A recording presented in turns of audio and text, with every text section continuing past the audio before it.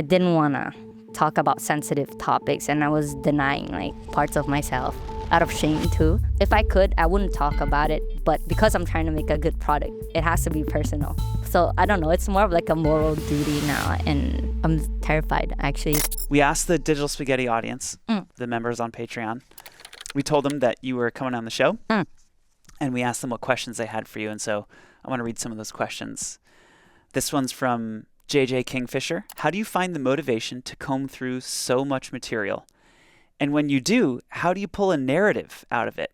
Also, as a queer POC in a time where marginalized people are being treated as the enemy, how does that weight impact your work, if at all? Do you feel you are designing your work for our current time, or are you trying to leave the politics out of it? That's a lot of questions. That's a lot of questions. Thing. Can we go one by one? Yeah. So the first one is motivation to comb through so much material. I think no sane person would do that for fun. Like, I think I would have never done this if I wasn't trying to gain understanding from my ex or my parents or like just from people. Like, I think I was just frustrated with life.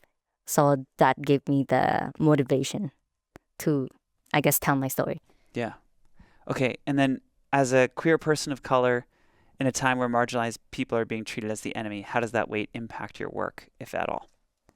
That's funny because like a lot of Asian people like try not to speak up or like cause problems. A lot of us are like quiet or try to not like stir shit up.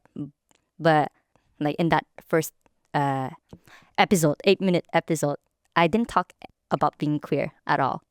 I omitted it. I didn't share any footage of me looking more feminine before. It started with my bowl cut. You know, I didn't want to talk about sensitive topics, and I was denying like parts of myself out of shame too. So over the years, like even though like I'm really stressed about it, at the end of the day, I don't think I can live with myself if I'm not true to myself. And if I could, I wouldn't talk about it, but because I'm trying to make a good product, it has to be personal.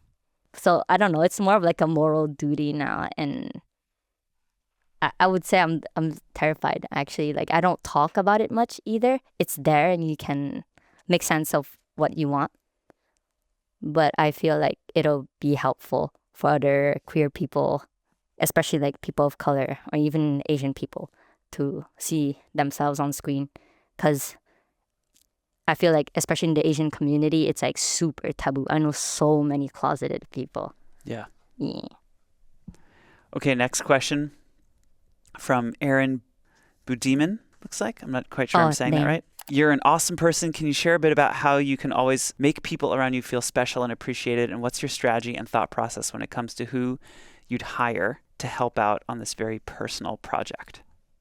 I don't know if that's my storyboard artist and friend, Arjun Budiman, or somebody with the exact same name. Oh, really? Yeah. Maybe it is your storyboard artist. Maybe. Same name? Same name. Oh, then that's because they know you're an awesome person and they know that yeah. you make people around you feel awesome and special and appreciated. So probably the same person. What's your strategy and thought process? Yeah, when it comes to who you'd hire to help out on this very special personal project.